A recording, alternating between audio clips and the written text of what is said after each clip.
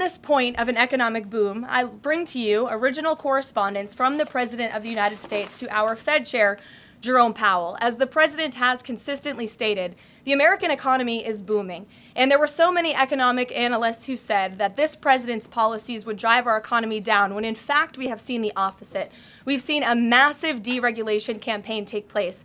We've seen inflation completely diminished from where it was under the reckless spending and the bad policies of the previous incompetent administration. I would remind the Fed chair, and I would remind the entire world, that this is a president who was a businessman first, and he knows what he is doing. He has a proven economic formula that worked in his first term as president. The president sent this note to the Fed chair today. And if you look at this chart, this is a chart of all of the interest rates of many countries throughout the world.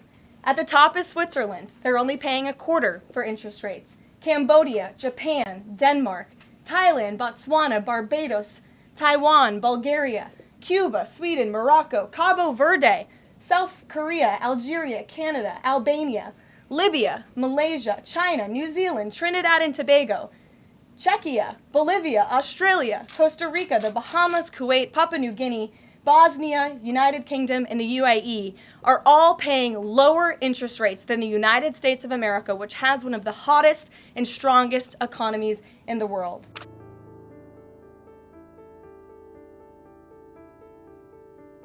It's good to see you back here. We have another busy week. On a scheduling note, tomorrow, President Trump will travel to the great state of Florida to attend the opening of a new illegal alien detention center located at Dade Collier Training and Transition Airport, alongside Secretary Kristi Noem, Governor Ron DeSantis, Congressman Byron Donalds, and other state and local leaders. We hope to see many of you there. The facility is in the heart of the Everglades and will be informally known as Alligator Alcatraz. There is only one road leading in, and the only way out is a one-way flight. It is isolated and surrounded by dangerous wildlife and unforgiving terrain. The facility will have up to 5,000 beds to house, process, and deport criminal illegal aliens. This is an efficient and low-cost way to help carry out the largest mass deportation campaign in American history. We are truly coming off a historic week of President Trump racking up win after win on behalf of the American people. President Trump restored peace through strength and acted decisively as commander-in-chief to obliterate the immediate threat of the Iranian regime's nuclear capabilities, and then brokered a ceasefire between Israel and Iran, which continues to hold. Then, the president traveled to the Netherlands and achieved a monumental win for the United States and the NATO alliance by getting our allies to dedicate 5% of their GDPs to military spending. As a result of President Trump unleashing American energy dominance, summer gas prices are at the lowest they have been in 4 years, heading into the July 4th week. And with the incoming Trump economic boom, the stock market continues to roar back, with the S&P 500 and the NASDAQ both hitting record highs. And on this point of an economic boom, I bring to you original correspondence from the President of the United States to our Fed Chair Jerome Powell. As the President has consistently stated, the American economy is booming. And there were so many economic analysts who said that this president's policies would drive our economy down, when in fact we have seen the opposite. We've seen a massive deregulation campaign take place. We've seen inflation completely diminished from where it was under the reckless spending and the bad policies of the previous incompetent administration. I would remind the Fed chair, and I would remind the entire world, that this is a president who was a businessman first, and he knows what he is doing. He has a proven economic formula that worked in his first term as president, and it is working again. The one problem that remains is high interest rates for the American people. The American people want to borrow money cheaply, and they should be able to do that. But unfortunately, we have interest rates that are still too high. So the president sent this note to the Fed chair today. And if you look at this chart, this is a chart of all of the interest rates of many countries throughout the world.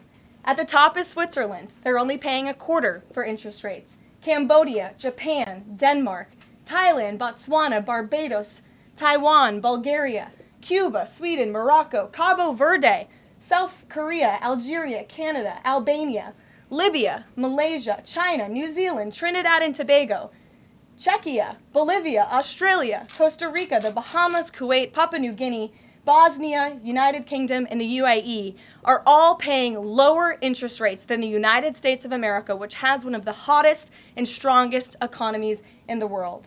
The president sent this note to the Fed chair. It says, Jerome, you are as usual too late. You have cost the USA a fortune and continue to do so. You should lower the rate by a lot. Hundreds of billions of dollars are being lost and there is no inflation. And the president is right. There is historically low inflation thanks to his policies. And we will continue to drive down the cost of living in this country for Americans. We will continue to deregulate. And it's also incredibly important that we pass this one big beautiful bill, which is the largest tax cuts in American history. And that's why the White House and the president himself have been in touch with lawmakers all weekend long to get this bill passed. And they are working very hard to do so. It remains a top priority for the president. And this bill has exposed the clear differences between Republicans and Democrats in 2025. The Democrats are doubling down on craziness and radical policies that are undermining the very fabric of our country. Just look at the Democrat nominee for New York City Mayor, Zohran Mamdani. He's a Democrat socialist, really a communist, who proudly calls to defund the police, peddles anti-Semitism, praises pro-Hamas groups, wants Israel abolished, and believes wealthy Americans should not exist. Those are his words, just as recent as this weekend. Meanwhile, under President Trump's leadership, Republicans are fighting tirelessly for everyday middle-class working Americans who re-elected this president, and we're carrying out a revolution of common sense, and all of that is packed into this one big beautiful bill. It delivers the largest middle and working class tax cuts in U.S. history. It keeps America safe by funding the largest ever one-time investment in border security. It's enough to reverse the Biden border invasion. And every single Democrat is against that, against securing our border and deporting millions of criminal illegal aliens.